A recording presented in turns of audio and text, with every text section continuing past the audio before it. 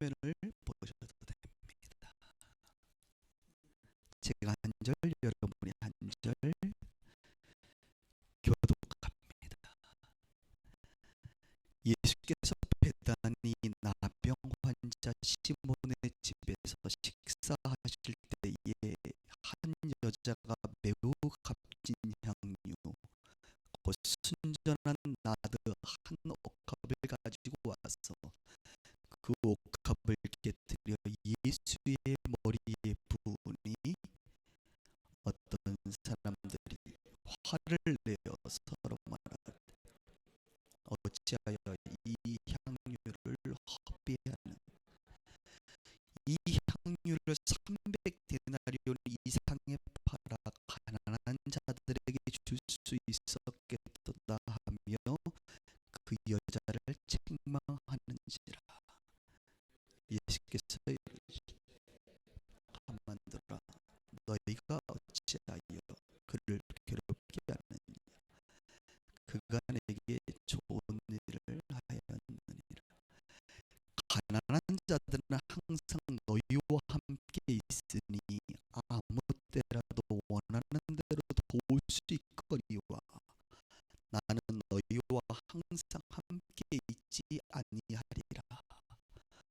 그는 힘을 다하여 내 몸에 향유를 내 장례를 미리 준비하였느니라.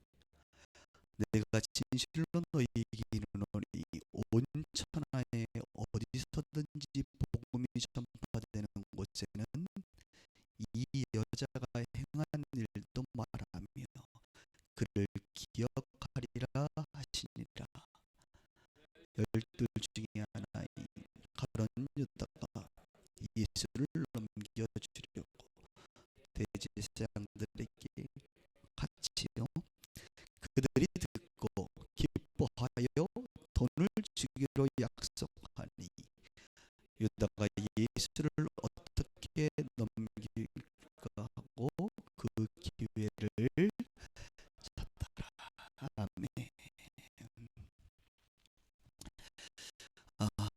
예배 오신 여러분들 환영하고 축복합니다. 오늘은 사실은 신년 부흥의 마지막 날이기도 합니다.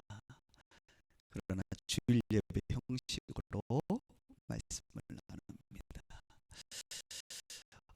지난 주간 중국에 있으면서 어떤 말씀을 가지고 신년 부흥회를 좀 말씀을 나눌까 이렇게 틈틈이 생각을 하고 기도했었어요. 오늘 본문을 하나님께서 이렇게 주시는 것 같습니다. 오늘 본문은 마태복음, 마가복음, 요한복음에 다 등장해요.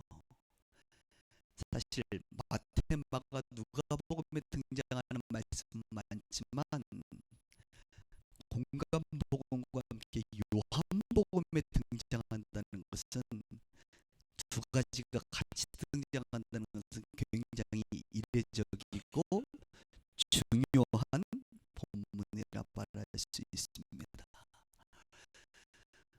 저는 2008년도에 찾아보니까 제가 설교했던 모든 데이터가 다 있거든요. 2008년도에 2008년도면 이곳이 아닌 저쪽에서의 교회에서 설교를 한번 했던 것 같고 2012년도에 이곳에서 요한복음 말씀으로 전했고 오늘은 마가복음 말씀을 가지고 같은 내용을 여러분들에게 나눕니다. 7년 동안 3번 했으면 많이 했나요?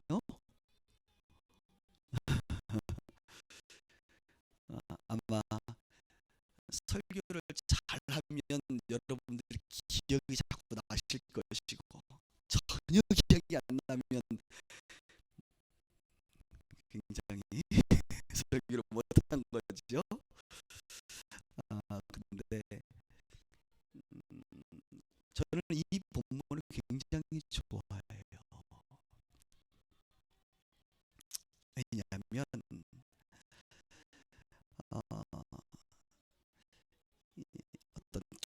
기대감을 갖게 하지 않습니까? 오늘 설교의 제목이 뭐예요? 기념이 되는 2014년도. 여러분 2014년들을 바라보면서 혹시 오늘 어떤 소망이 여러분 있습니까? 2014년들을 향한 어떤 기대가 있습니까? 본문을 바라보면 좀 그런 것들이 느껴지는 것 같아요. 신년 부흥에도 마지막 날이면서 동시에 여러분 우리가 뭔가 기대감이 없고 소망이 없다는 건 뭐가 문제가 있는 거예요. 혹시 기대가 없고 소망이 없으면 천국에 대해서도 혹시 소망 없지요, 여러분? 천국은 소망하시나요? 그건 소망하세요? 이 땅의 삶도 소망하시고 기대함으로 올 한 해 살게 주시려면 축복합니다. 저는 개인적으로 올 해를 굉장히 중요하게 생각해요. 뭔가 기대가 커요. 왜냐하면 하나님께서 저에게 말씀하신 것 중에 하나가 제 목회 사역 전체 중에 올해로 7년 6개월을 맞이하는데 이제 올 7월달 6월달이 되면 사역이 한 텀이 끝났다라고 지금 말씀하셨거든요, 저한테. 그래서 아마 사역을 두 부분으로 나누라고 한다면 아마 올해 이전과 올해 이후로 제 사역이 나눠지지 않을까라는 지극히 개인적인 어떤 소망이 있습니다. 그러다 보니 올 한 해 하나님께서 어떤 일을 하실까 뭐 이런 막연한 기대감이 굉장히 있습니다. 소망이 넘쳐서 더 나아가 올 한 해가 뭔가 저 개인적으로는 어떤 저 기념이 될 만한 한 해가 됐으면 좋겠다, 이런 생각을 하게 됩니다. 여러분 기념이라는 그 단어는 어떤 거죠? 이게 지속적으로 어떤 것을 기억해낼 때에 우리가 기념이다라고 합니다. 기념일들이 있죠. 어떤 사건, 그 사건이 너무나도 중요할 때에 또는 우리 가운데 어떤 추억이 있는데 그 추억이 너무 아름다울 때에 혹은 그것이 어떤 의미를 담고 있을 때에 우리는 기념일로 정합니다. 국가적으로는 뭐 3.1절 기념일이잖아요. 의미가 있잖아요.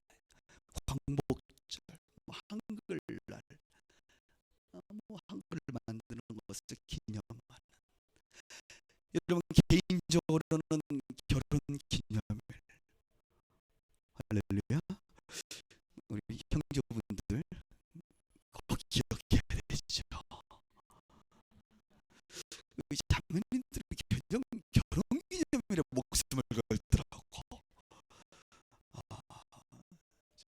저도 2월 초인데 잘 기억해야 될 텐데 말이죠. 생일, 태어난 어떤 사건, 의미가 있지 않습니까? 그래서 우리는 매년 기억하면서 기념으로 지키는 것입니다. 예수님께서 기념이라는 단어와 관련돼서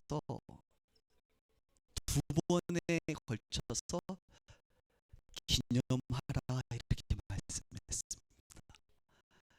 첫 번째는 무엇을 기념하라 그랬냐면 예수님이 나를 기념하라.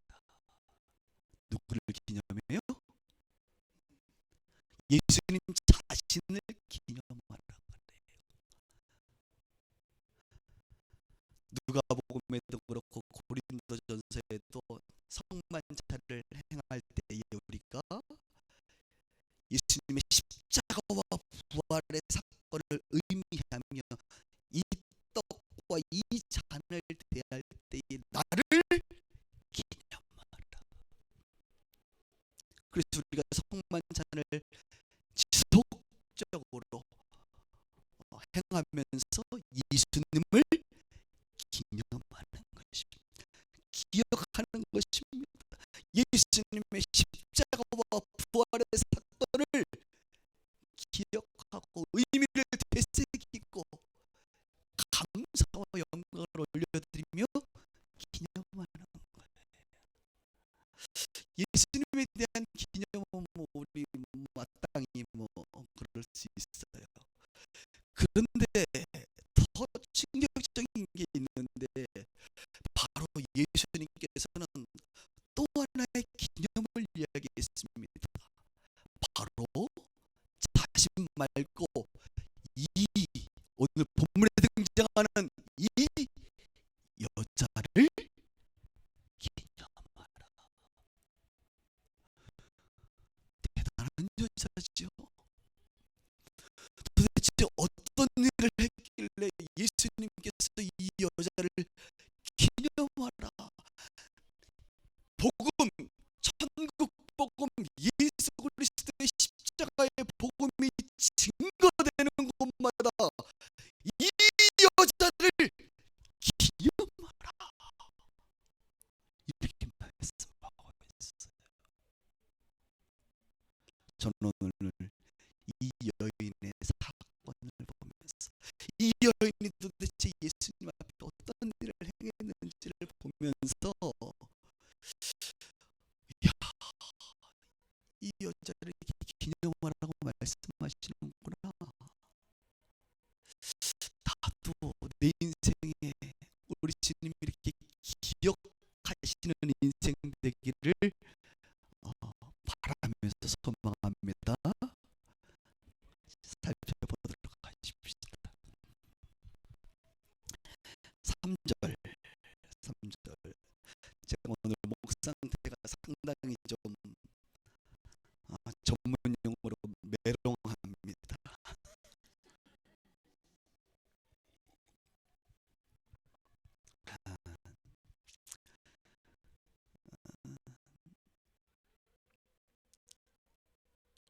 같이 한번 3절 볼게요.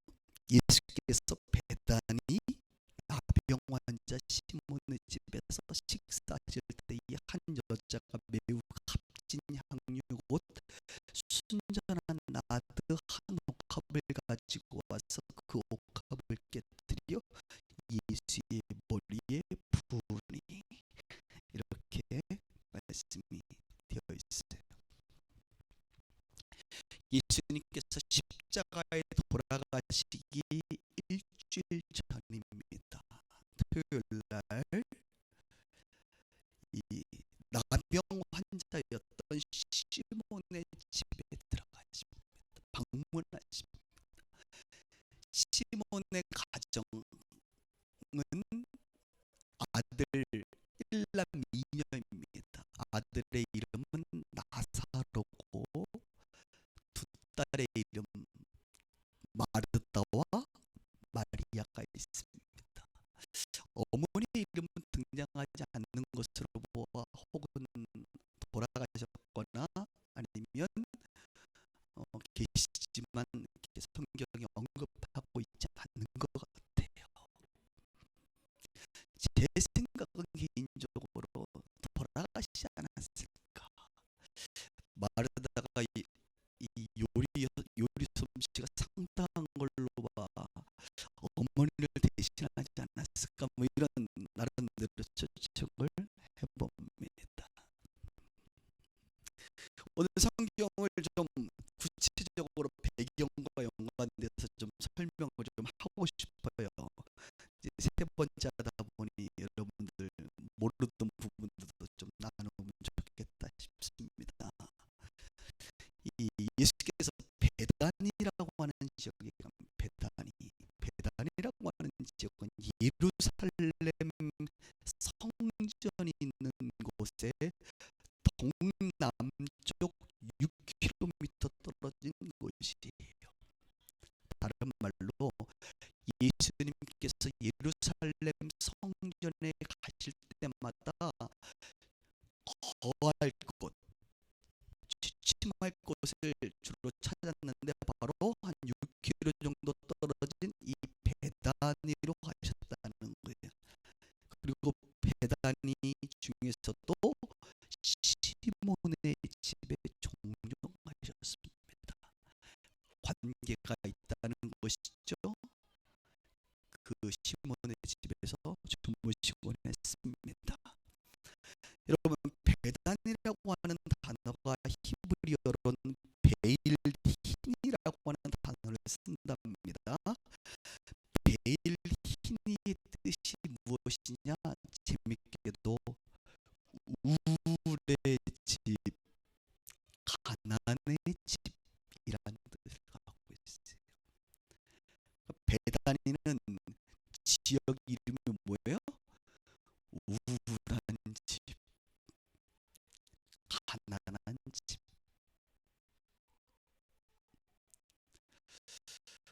이것도 은혜가 되더라고. 우울한 그곳에 누가 방문하십니까? 예수님.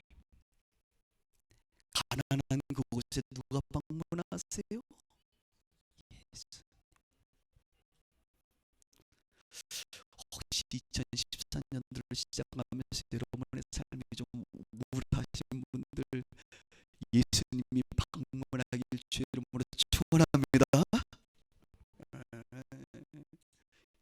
예수님께서 그것을 방문하셨어요.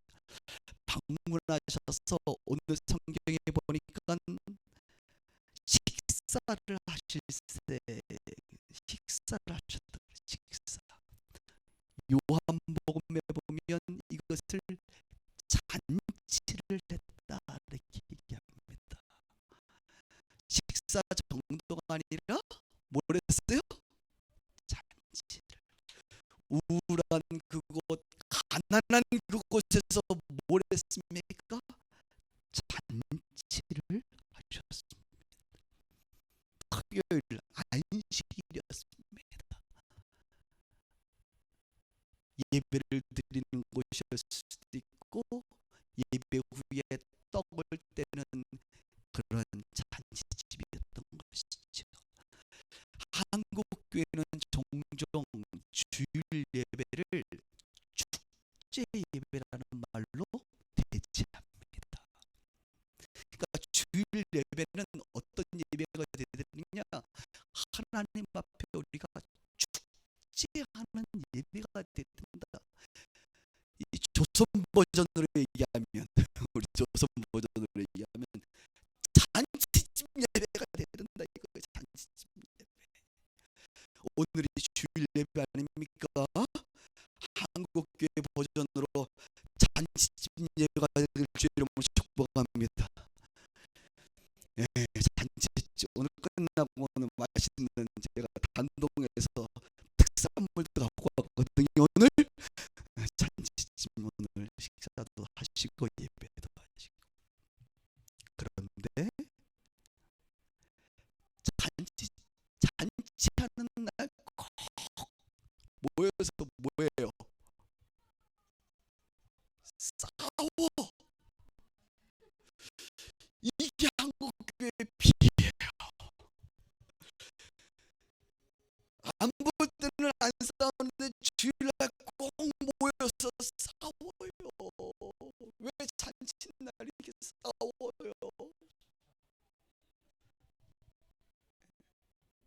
문제가 있는 거지.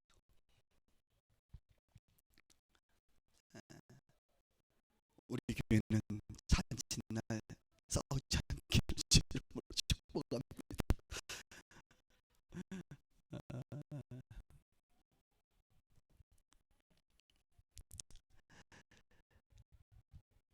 자, 이 예수님께서 그 집에 들어가서 잔치 식사를 합니다. 그런데 한 여자가 등장해요. 여기서 말하는 한 여자, 마가복음은 한 여자라고 이야기했지만 요한복음에는 그 이름을 정확히 말합니다. 마리아라고 이야기합니다. 신학자들은 참 많은 생각들을 하는 것 같아요. 그래서 이것저것 고민하고 연구하십니다. 왜 마가복음은 마리아라고 이름을 쓰지 않고 한 여자라고 했을까? 별로 의미는 없을 것 같은데 신학자들의 연구하신 우리 어제 박예슬 목사님이 신학자들의 도움을 받아서 상당히 고마워하셨는데 저도 오늘 좀 고마워하겠습니다. 마가복음이 쓰여질 당시에는 AD 60년에서 70년 사이 혹 이 마리아라고 하는 여인이 죽지 않았을 것이다 라고 예상하더라고요. 그래서 죽지 아니한 마리아의 이름을 실명으로 거론하는 것은 개인 프라이버시 침해, 또한 유대인들의 핍박을 받았던 그 시대에 또 로마의 그 황제들의 핍박을 받았던 그 시대에 예수님께서 친히 기념하라 했던 그 여인의 이름을 쓰면 이 여인이 상당히 위험했을 것이다. 그러므로 마가복음은 그 이름을 쓰지 않았고 요한복음이 쓰여질 당시에는 AD 90년쯤에 대해서 이미 마리아가 죽었다 이거예요. 죽었으니 뭐 이제 핍박을 받을 필요도 없은 거 아닙니까? 그래서 정확하게 요한이 마리아라고 적었다 이렇게들 얘기하더라고요. 마리아는 요한은요 기본적으로 관찰력이 뛰어나신 분이세요. 그래서 마태, 마가, 누가가 보지 못하는 아주 세분한 부분들도 딱 찾아내는 은사가 있어요. 어쨌든 그 이름은 마리아입니다. 그 마리아가 오늘 보니까 매우 값진 향유 곧 순전한 나드 한 옥합을 가지고 와서 옥합을 깨뜨려 예수의 머리에 부었다 이렇게 얘기합니다. 여기 보니까 향유가 있어요. 향유. 근데 그 향유는 값진 향유였다. 그리고 그 앞에 또 다른 단어가 붙어 있습니다. 매우 값진 매우 값진 향유를 외출할 때에 뿌리는 사람이 있나요? 물론 뭐 저기 저쪽에 사시는 분들은 그럴 수도 있겠네요. 그런데 당시에 이 향유 순전한 나드 한 옥합이라고 하는 것은 어떤 사용을 하려고 갖고 있던 향유가 아니라는 것입니다. 무엇이냐? 자신의 자산을 향유로 대신 소유하고 있는 것이다. 이게 무슨 말입니까? 중국 사람들은 그렇다고 하더라고요. 보통 황금을 모으기를 좋아하는데 중국 사람 돈 있으면 황금이나 보석을 모아서 자신의 자산을 황금이나 보석으로 대체한다고 합니다. 그렇잖아요. 뭐 현금이라는 것을 가지고 있으면 가만히 여러분 땅에다 넣어보세요. 1년, 2년 지나면 그 현금이 불어요, 줄어요. 줄지 않는 것 같지만 줄어요. 왜냐하면 화폐의 가치가 매년 떨어지거든요. 그러니까 화폐의 가치가 떨어지는 것만큼 더 많이 올리지 않으면 마이너스가 되는 거예요. 왜 은행에 돈 안 넣어요? 은행에 돈 넣는 그 자산 관리사 있으니까 내가 감히 또 함부로 말 못하겠는데 그렇죠? 아, 거기 끄떡이네. 맞대요. 그래서 은행 이자가 화폐 그 떨어지는 가치보다 자꾸 이자율이 낮으니까 사람들이 은행에 안 넣는 거예요. 한국 사람들은 황금은 옛날에 좀 금목이 좀 했는데 요즘은 안 사는 것 같아요. 한국 사람들이 유일하게 투자하는 가치가 뭐예요? 아파트. 근데 요즘 아파트가 안 오르잖아요. 그러니까 어디다 투자합니까? 그것도 안 투자해. 요즘에 이 돌아다니는 돈이 많다는 거 아닙니까? 뭐 펀드, 주식, 올해는 주식이 모인다는 뭐 소문도 있고 뭐 그러더라고요. 유대인들은요 그 당시에 무엇을 주로 소유했느냐? 향유를 자신의 자산으로 가지고 있었답니다. 이 향유는 나드 향유는 인도 우리 태국과 잘 알게 인도에서 썼으니까 인도에서 수입한 향유라고 합니다. 유대인들은 여러분 이 장사를 잘해요. 전 세계적으로 화교 중국인들과 유태인들이 장사를 잘합니다. 어느 나라 가도 이 두 그룹이 이 경제권을 쥐고 있다는 거예요. 뭐 미국의 경제를 유대인들이 쥐고 있다는 이야기도 들어봤습니다. 말레이시아의 경제를 화교들이 가지고 있다는 것도 들어봤어요. 그만큼 그들은 장사를 잘하고 무역을 잘합니다. 이 당시에 마리아가 가지고 있는 이 향유는 단순한 자기가 화장할 때에 혹은 자신의 멋을 내기 위해서 쓴 것이 아니라 자신의 자산의 전부인 것이죠.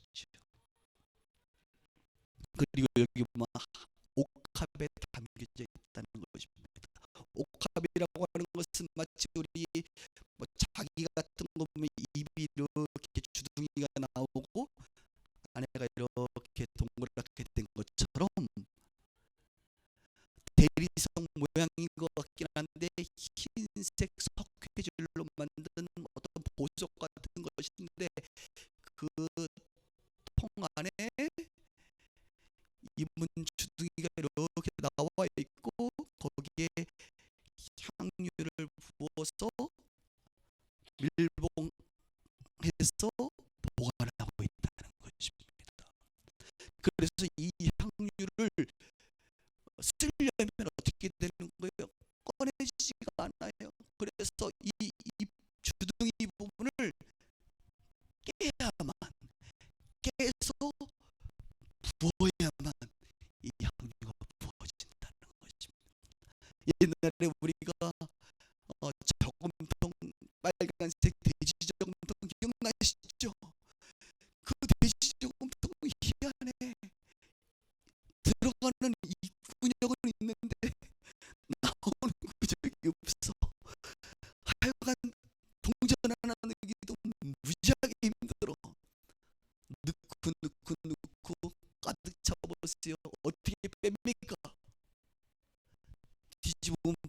깨지나요?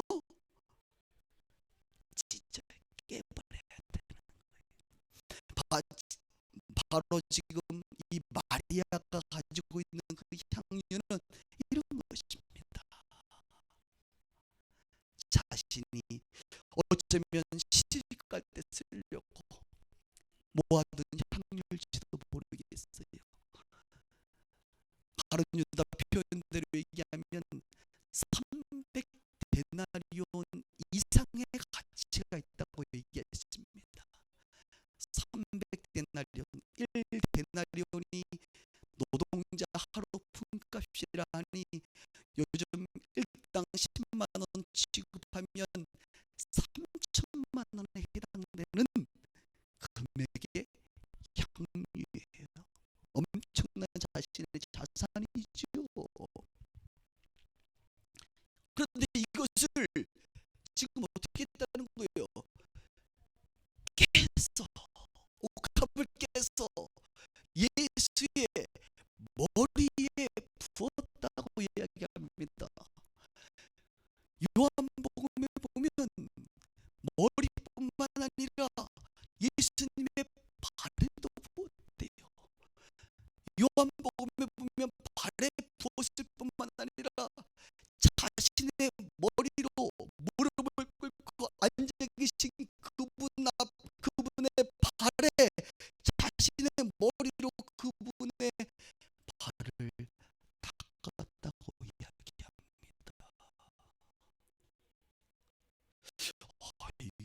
아무래도 잘 알죠. 한 3번 정도 하니까 잘 암겨되네요. 이제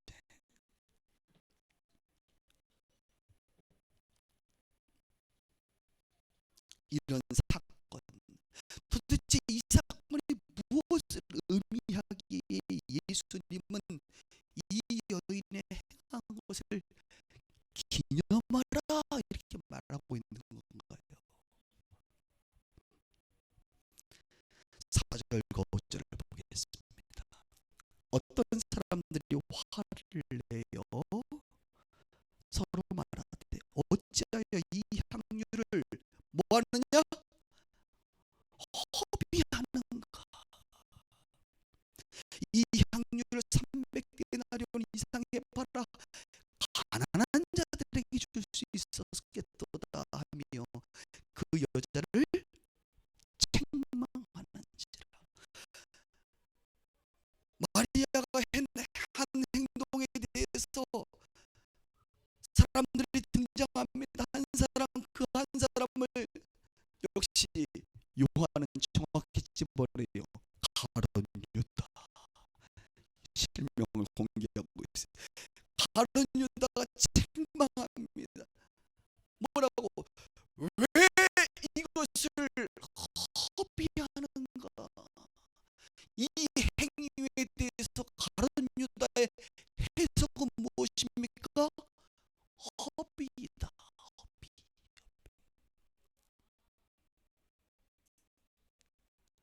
여러분들도 그렇게 생각하시나요?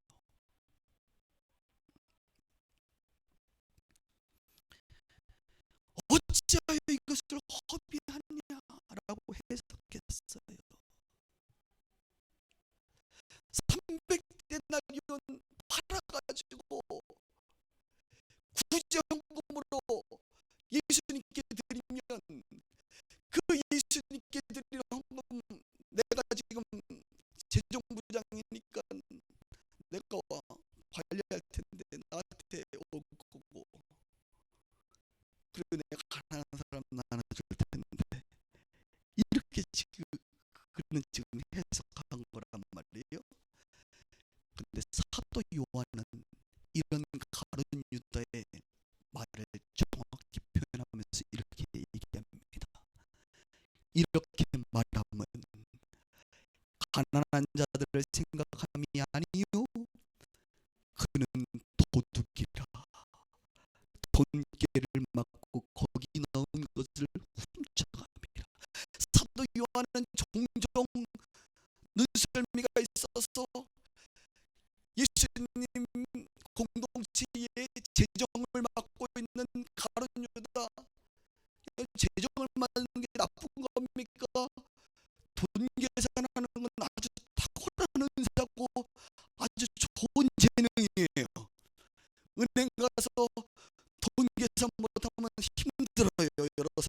피곤합니다. 우리 재정부장님들, 우리 교회에 계신 분들이 돈 계산 못하면 1시간 걸리면 힘들어요. 빨리빨리 해줘야 되는 겁니다. 네. 아주 좋은 달란트란 말이에요. 그래서 예수님은 가룟 유다에게 이 좋은 은사를 가지고 우리 공동체를 섬기라고 맡겼어요. 그런데 가룟 유다가 돈을 잘 세기는 하지만 돈을 조금 더 사랑해서 들어오는 것에 슬쩍슬쩍 인마에 포켓 슬쩍슬쩍 이렇게 훔쳤다 이거예요. 근데 이것을 예수님도 뭐 알았는지 안 뭐라는지 모르죠, 예수님. 근데 사도 요한은 눈치가 빨라서 봤어, 몇 번. 그래서 사도 요한은 성경에 정확히 얘기합니다. 그는 도둑놈이다. 그는 도둑놈이다. 돈깨를 맞고 거기 있는 것을 훔쳐갔다. 그는. 그러니까 사도 요한의 해석으로 얘기하면 무엇입니까? 지금 가룟 유다가 마리아를 향하여 화내고 있는 것은 단순히 그것이 헛비되는 것을 화낸 것이 아니라, 그거 나한테 주면 내가 3천만 원 중에 내가 얼마 더 인것이 난데, 이걸 얘기하는 거예요. 그 마음의 그 상태를 얘기하고 있는 거예요. 그거 왜 버리냐? 아마 가룟 유다가 그 자리에서 마음을 이루고 싶지 않았겠습니까? 자기가 있는 밥그릇 갑자기 밥을 엎고 그 향유 떨어지는 거라도 좀 받아가지고 어떻게 좀 팔았으면, 아마 그러고 싶은 심정이었을 거예요. 근데 사람들 앞에서 체면이 있어서 그렇게 못했겠지.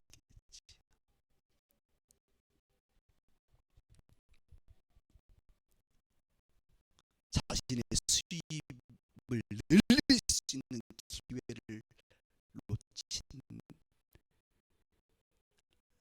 가룟 유다의 모습을 보여주고 있습니다. 그런데 여러분, 가룟 유다가 아닌 예수님은 이 여인의 행동을 어떻게 해석하고 있지요? 보십시다. 6절. 예수께서 이르시되 가만 두라, 책망하지 말라, 이거죠. 너희가 어찌하여 그를 괴롭히냐? 그가 내게 어떤 일을 하였다? 좋은 일을 하였느니라. 가난한 자들은 항상 너희와 함께 있으니 아무 때라도 원하는 대로 줄 수 있거니와 나는 너희와 항상 함께 있지 아니한다. 그는 힘을 다하여 내 몸에 향유를 부어, 그분의 해석입니다. 내 장례를 미리 준비하였느니라. 내가 진실로 너희에게 이르노니 온 천하에 어디서든지 복음이 전파되는 곳에는 이 여자가 행한 일도 말하여 그를 기억하라.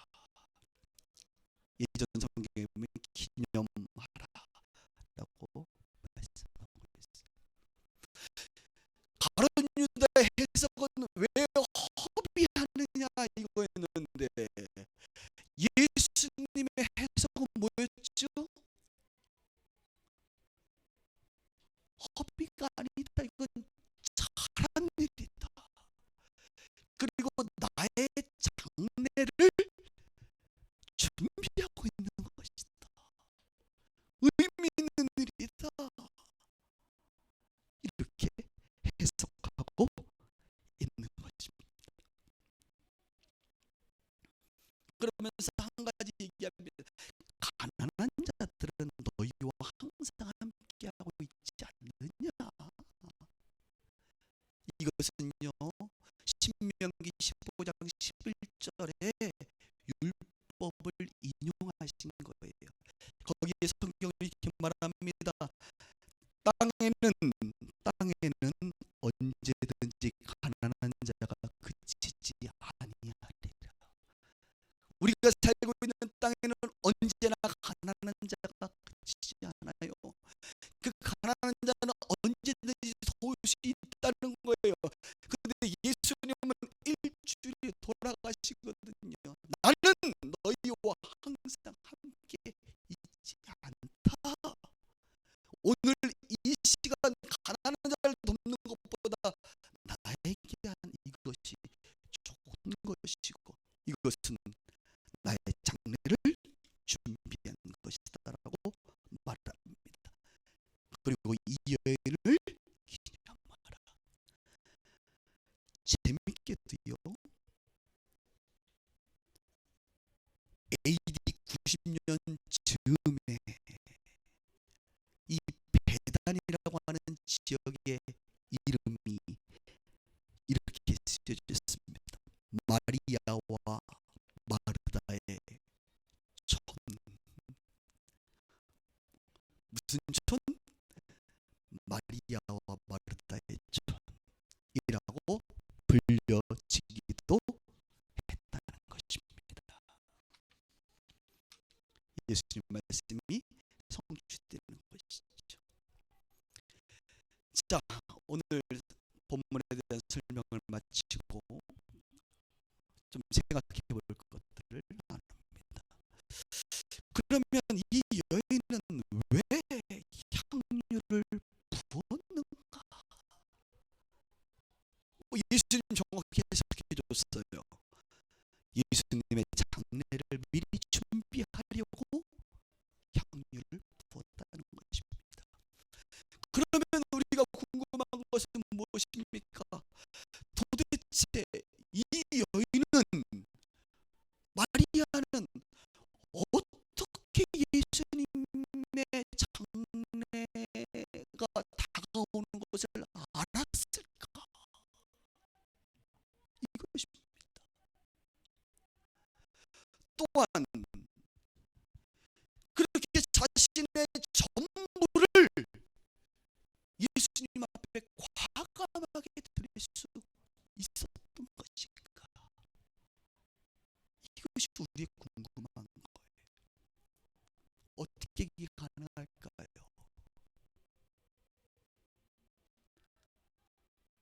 자신의 전부를 어떻게 예수님께 드릴 수 있을까요?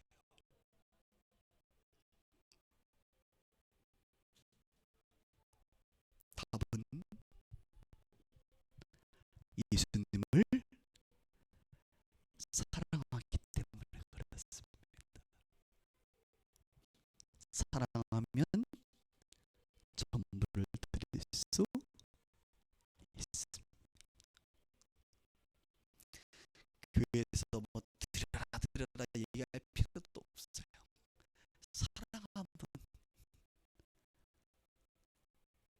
하나님 앞에 반응하게 돼 있거든요. 마리아는 어떻게 하나님을, 예수님을 사랑할 수 있었을까요? 은혜를 받았으니까. 하나님의 사랑을 먼저 받았기 때문에 사랑할 수 있는 거예요. 마리아의 아버지 시몬은 문둥병 환자였습니다. 그런데 그가 고침을 받았다고 얘기합니다.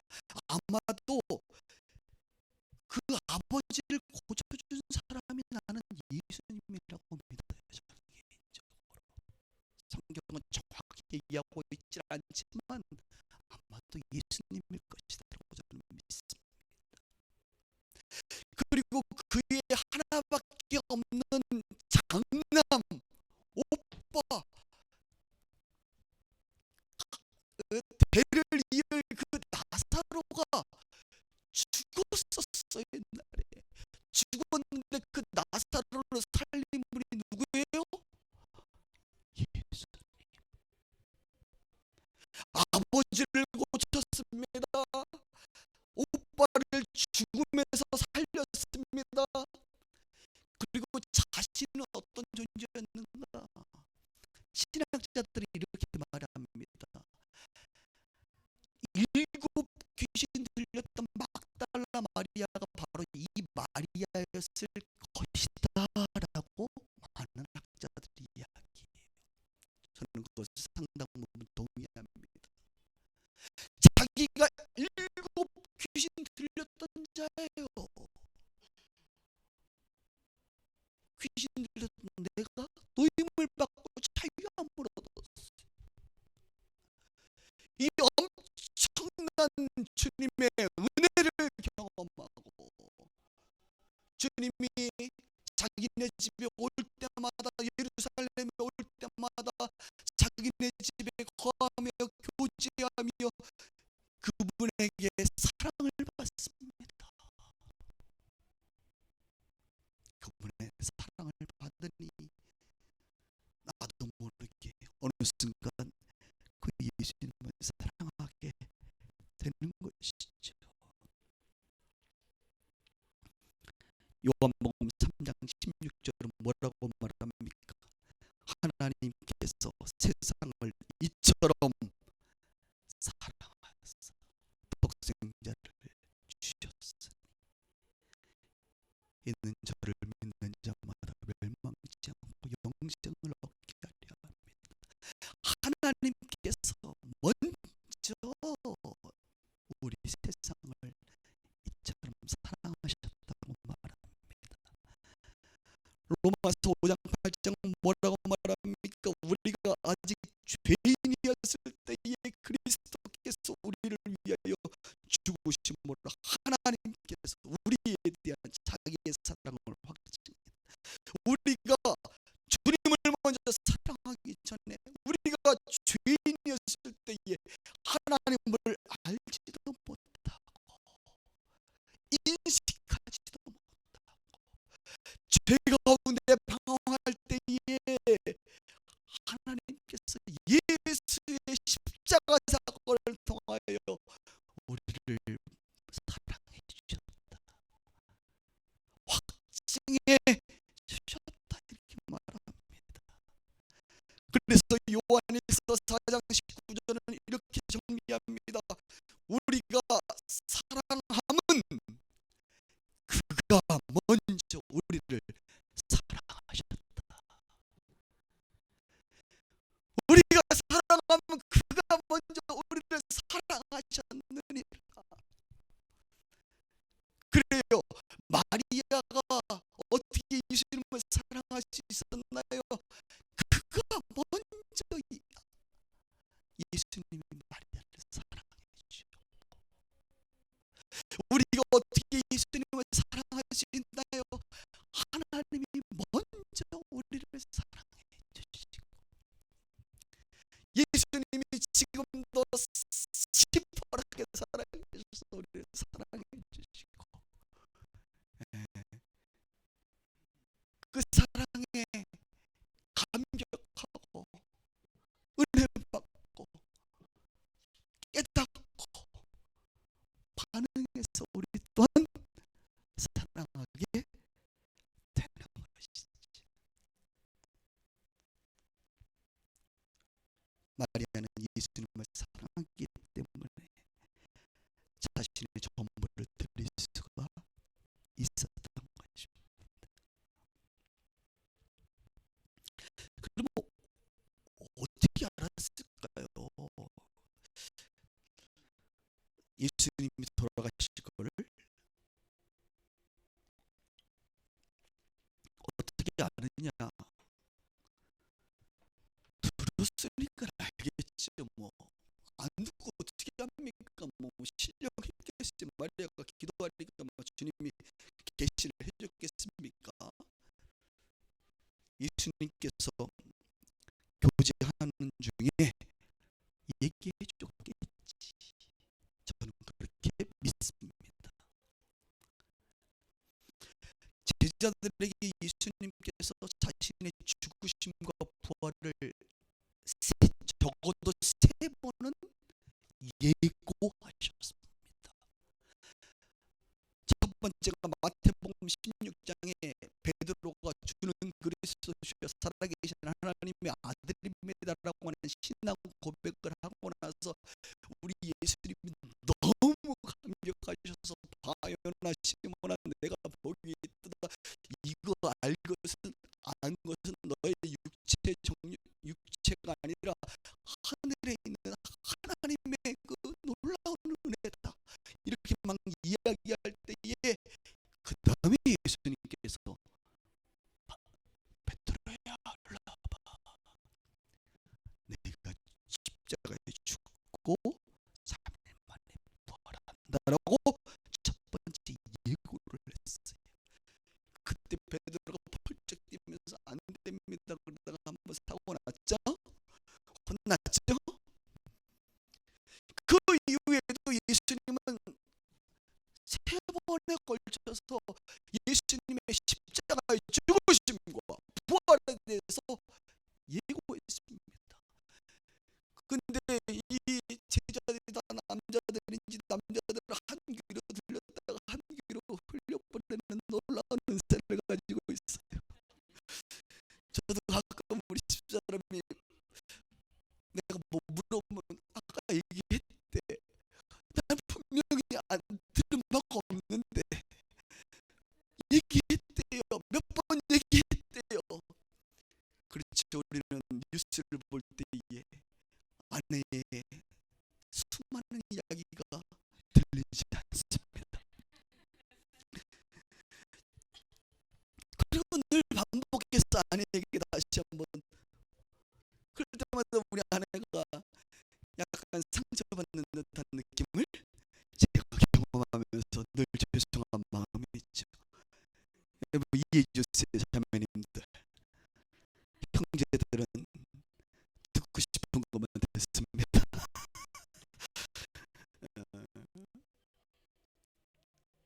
예수님의 제자들이 예수님의 죽으심과 부활을 얘기했음에도 불구하고 기억을 못해.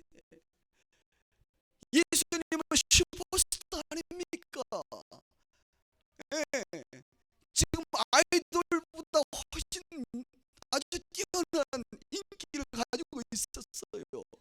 수많은 기적을 행하시고 치유를 하시고 그분의 가르치면 권세가 있고 이 슈퍼스타 뒤에서 매니저로 또 운전수로 또 출납부로 여러 가지 일을 하고 있는 이들은 굉장히 즐겁습니다.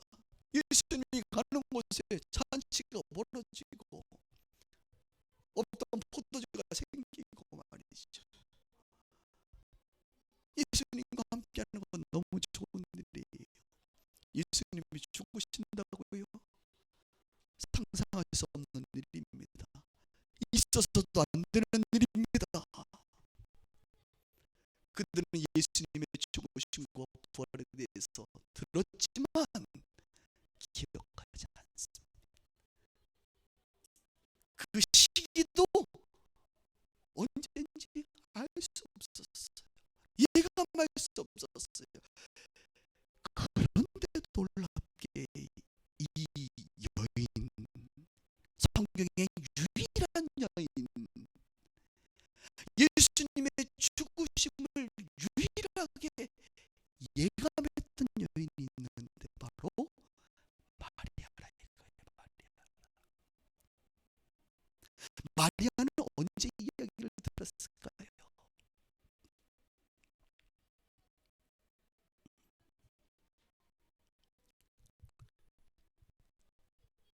마가복음 누가복음 10장에 보면 한 번은 예수님께서 이 집에 참여하십니다.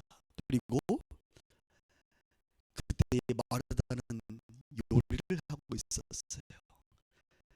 김치찌개와 잡채와 뭐 이런 거 이제 삼겹살 굽고 있었겠죠. 마리아는 뭐라고 있었습니까? 예수님 발 앞에 앉아 예수님의 이야기를 들었습니다. 그때 마르다가 예수님께 동생한테 직접 얘기하지 않고 예수님께 돌려 얘기하겠습니다. 예수님, 내 동생 마리아가 와서 좀 돕게 해주세요. 삼겹살을 뒤집어야 되는데 하고 있습니다. 뭐 이렇게 얘기하지 않았겠어요?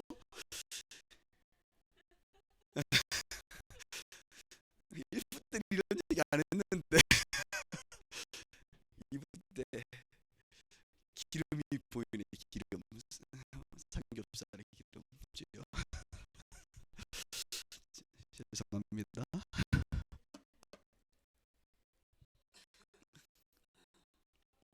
그때에 예수님께서 이렇게 이야기합니다. 마르다야, 지금 표현으로 얘기하면 나는 공깃밥에 김치면 된다. 나는 많은 요리가 필요 없다. 내가 지금 온 것은 먹으러 온 게 아니라는 거예요. 네 동생 마리아는 좋은 편을 택했다.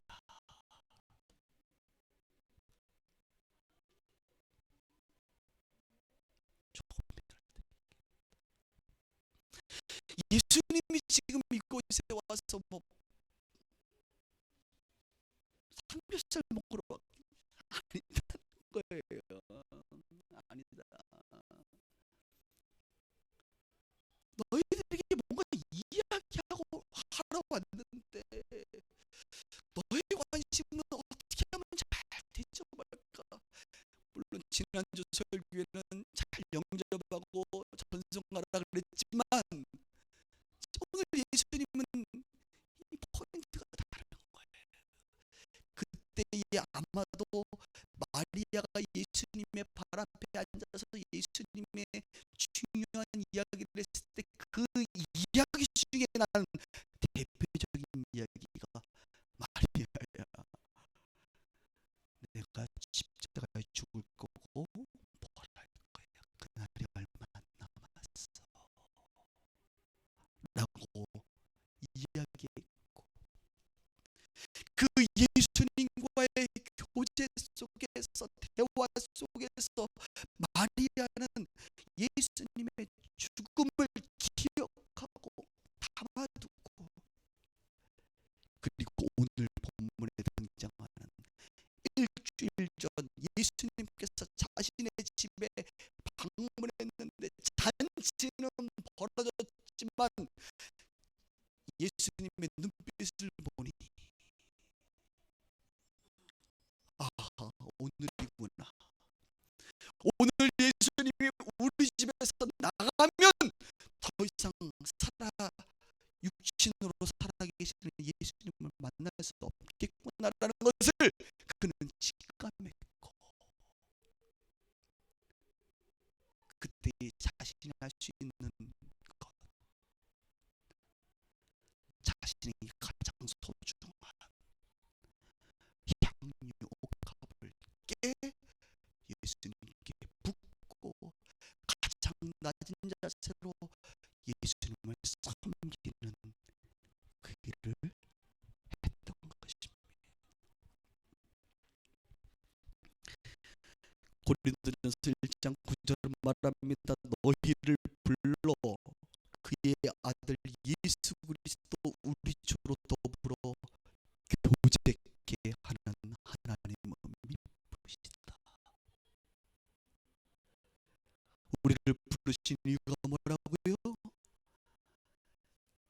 교제, 예수님과 교제하기 위한 하나님은 베푸시다.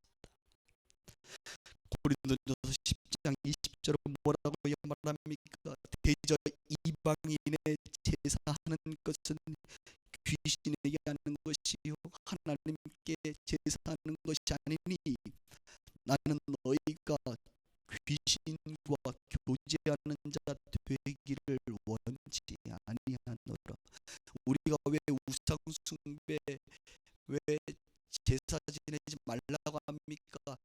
제사는 예배거든요. 예배. 섬기고 모시고 교제하는 것이거든요. 그러니까 예수님은 뭐라고 얘기해? 나는 너희는 하나님과 예배하는 자지 너희는 귀신들과 예배하서는 안 돼.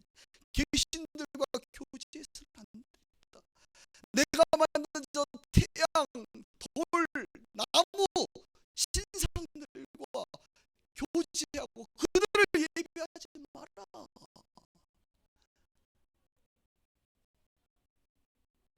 참된 교제는 나와 하는 것이다.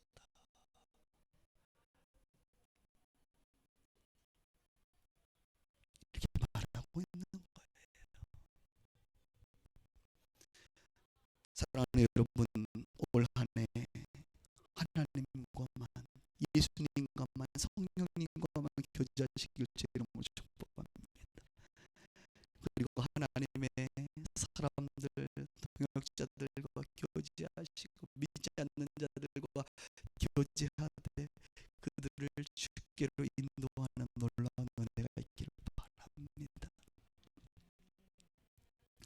이렇게 주님과의 깊은 교제 가운데 은혜와 사랑은 점점 커질 것이고 그 예수 그리스도를 사랑하게 되면서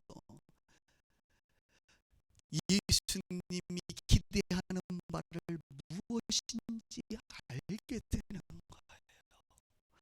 지금도 똑같습니다.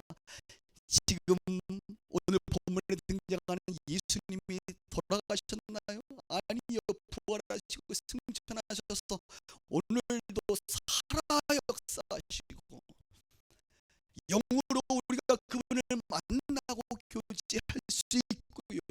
그분의 음성을 말씀으로 여러 가지 모양으로 듣게 되는 것이죠. 그래서 늘 그분과 교제하는 자는요, 지금 이 시점 내가 해야 될 일, 나에게 내가 기도해야 될 것, 나에게 바라고 기대하시는 주님의 마음을 느끼기 때문에 그 주님의 마음 앞에 우리의 작은 향유라도 깨서 드리고 하나님을 섬기며 살아갈 수밖에 없는 것입니다. 저는요 정말 이 마리아를 보면서 오늘 신청교회 온 젊은 친구들 많이 왔는데 나는 정말 불살라드리고 싶어. 주님 앞에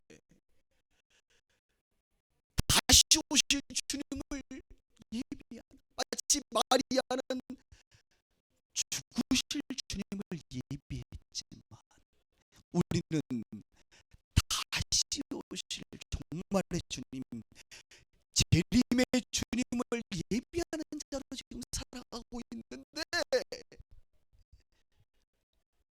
그 주님의 길 앞에 정말 내 삶을 불달라 우리 아이도 정말 온전히 마치 마리아가 향유함을 깨 자신의 전부를 드린 것처럼 저도 한번 전부를 드리고 살아보는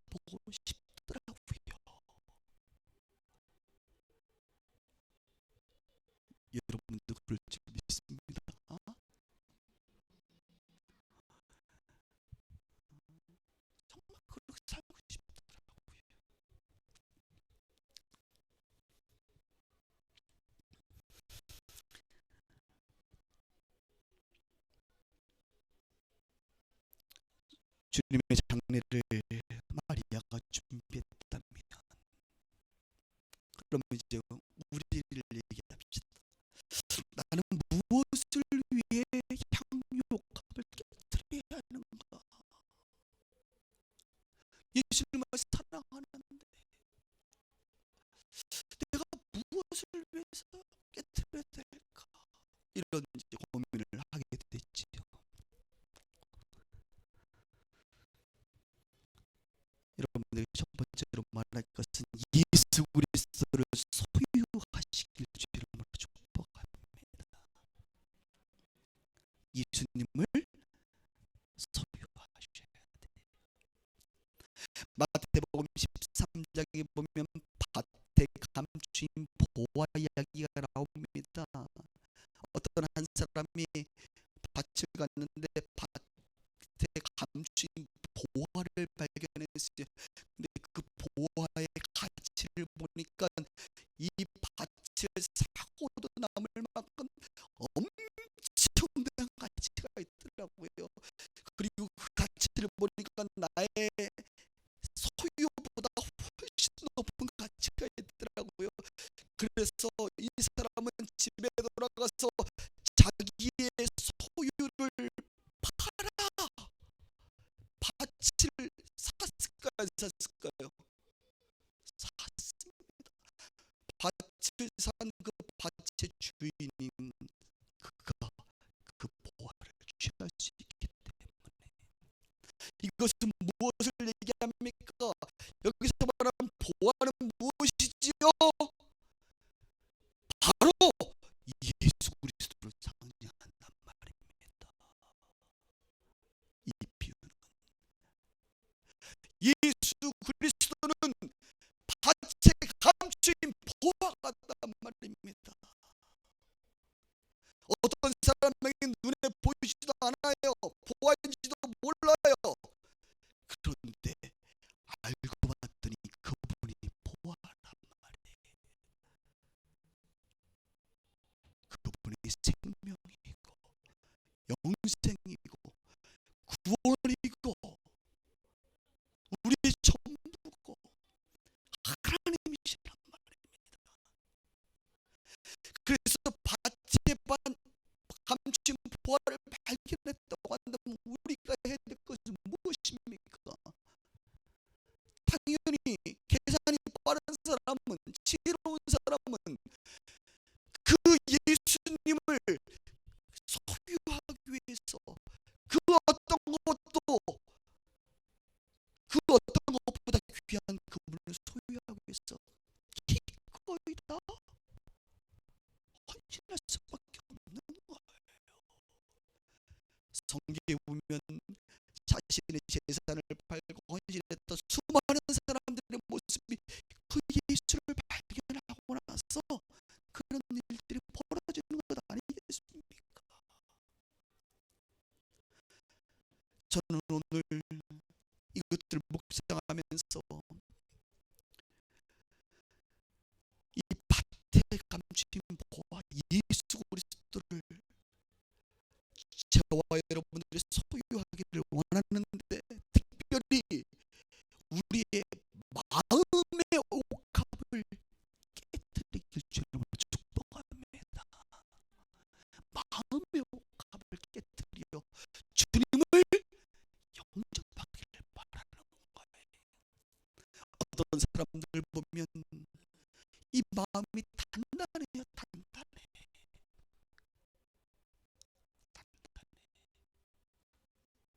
어떤 사람 보면 마음이 강팍합니다. 깰 수 없는 마음 같아요.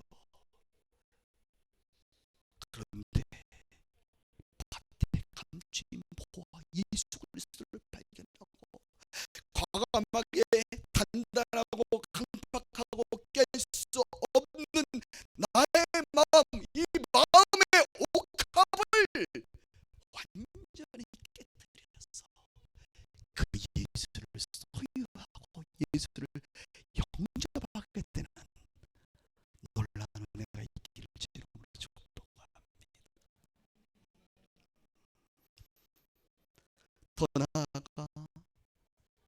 주님의 다시 오심을 준비하며 우리는 계속적으로 주님과 깊은 교제를 하고 주님을 주님의 사랑을 받으며 계속적으로 주님을 사랑해야지요. 마치 마태복음 25장에 등장하는 열 처녀 비유와 같습니다. 기름을 준비한 그 열 처녀처럼 말이죠. 주님의 오심, 신부가 신랑을 기다리는 것 같이 그분을 기다리며 그분께서 지금 이 순간 나에게 하시는 그 말씀을 따라 순종함으로 살아가는 것, 이것이 다시 오실 주님을 예비하는 것입니다. 그리고 이왕 하는 것, 힘을 다하여 하는 것입니다. 힘을 다하여. 8절에 보니까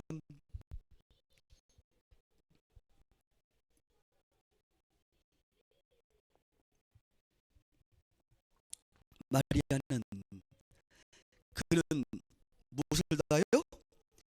힘을 다하여.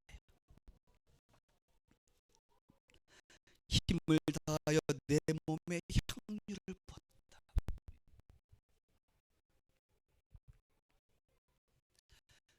예수님은 우리 가운데 이렇게 가르치지 않습니까? 내 마음을 다하고 목숨을 다하고 뜻을 다하고 힘을 다하여. 오늘 기도하신 분 또 통해서 오늘 보니까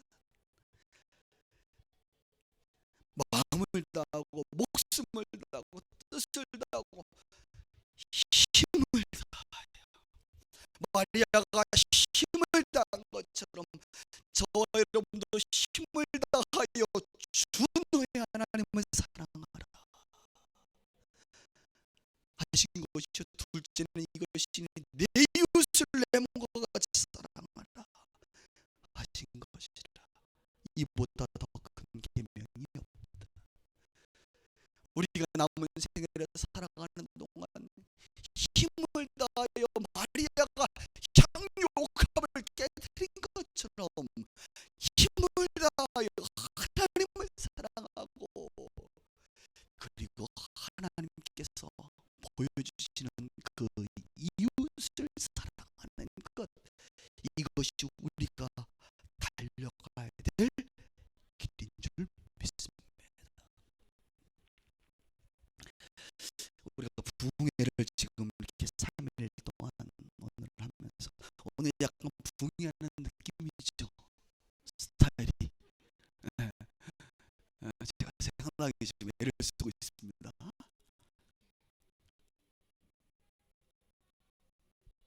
첫 번째 날 이영환 목사님은 뭐라고 말씀하셨죠? 주제가 한마디로 말씀은 살아있다 이 말이었어요. 말씀은 살았고 운동력이 있고 영과 홍과 관절과 골수를 쪼개고 남는다는 거예요. 둘째 날 우리 박예순 목사님 뭐라고 설교하셨나요? 그 살아있는 말씀이 뭔지 아느냐? 그 말씀은 하나님이시다. 그 말씀은 예수님이시다. 그 말씀은 성령님이시다. 삼위일체 주님을 우리 가운데 드러내셨어요. 저는 오늘 이렇게 여러분들에게 얘기합니다. 세 번째, 그 드러난 그 말씀, 드러난 그 하나님, 예수님, 성령님을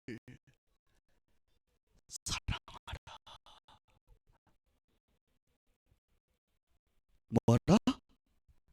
사랑하라. 살아있는 그분, 올 한 해 그분을 사랑하게 되는, 더 사랑하게 되는 올 한 해가 되길 주의 이름으로 축복합니다. 말씀을 좀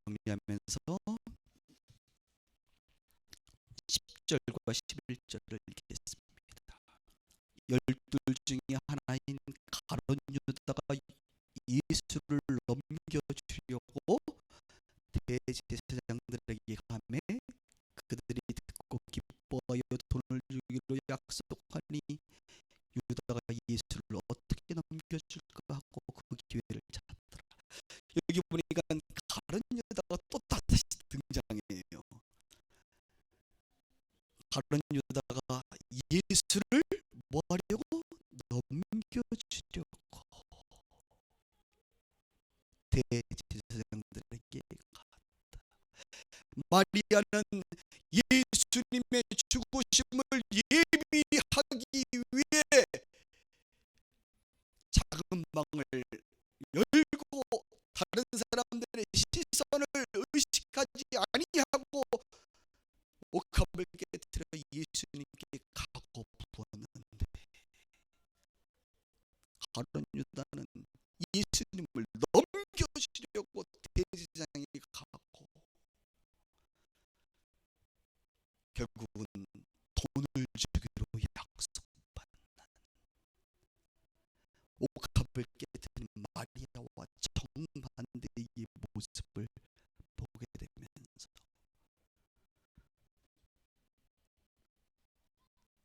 기회를 찾더라. 마리아는 예수님을 예비하기 위한 기회를 찾고 찾아서 기름을 부었는데 유다는 예수님을 넘겨줄 기회를 찾고 있다는 것입니다.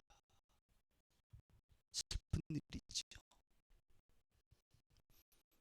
요한복음 13장 2절은 말합니다. 마귀가 벌써 가룟 유다의 마음에 예수를 팔 생각을 넣었고 27절부터는 떡 조각을 받는 곧 사탄이 그 속에 들어갔다. 처음부터 사탄이 뭐 정신없이 들어갑니까? 사탄도 다 절차가 있어야 들어갈 때.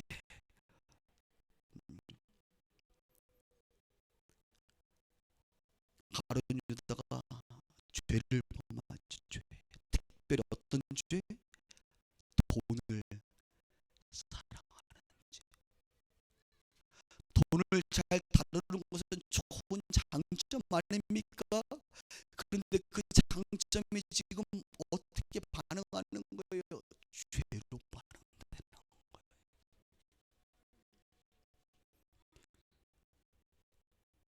죄의 문을 엽니다. 마귀는 생각을 집어넣습니다. 생각에 가룟 유다가 점점 잡힙니다. 이제 사단은 들어갑니다. 완전히 그의 영혼을 사로잡습니다. 나의 장점이 치명적인 약점이 될 수 있다는 것을 기억하셔야 돼요.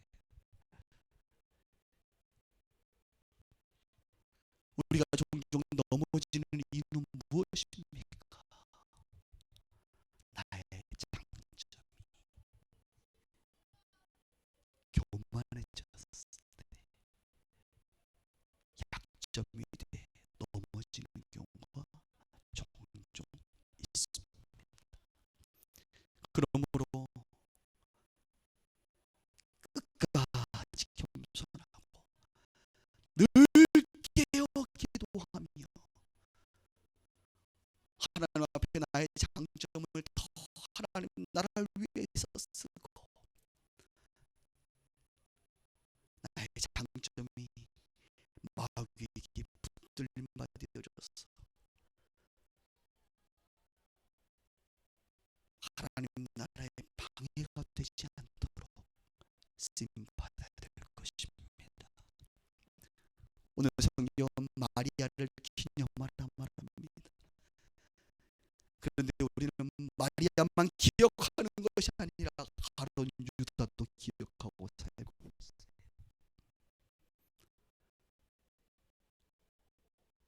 오늘 주님은 우리 가운데 너희는 마리아처럼 기억되는 존재가 되기를 원하느냐, 아니면 가룟 유다처럼 기억되는 존재가 되기를 원하느냐. 올 한해 여러분 기억되는 2014년도가 되기를 주님으로 축복합니다. 그러려면 주님과 기념이 될 만한 교제 가운데 놓이시기를 주님으로 축복하고, 더 나아가 그 교제 속에서 기념이 되는 사랑의 관계가 되기를 바라고, 그 사랑의 관계가 발전하여 주님 말씀하시는 대로 기념이 되는 추억거리를 올 한해 만들어서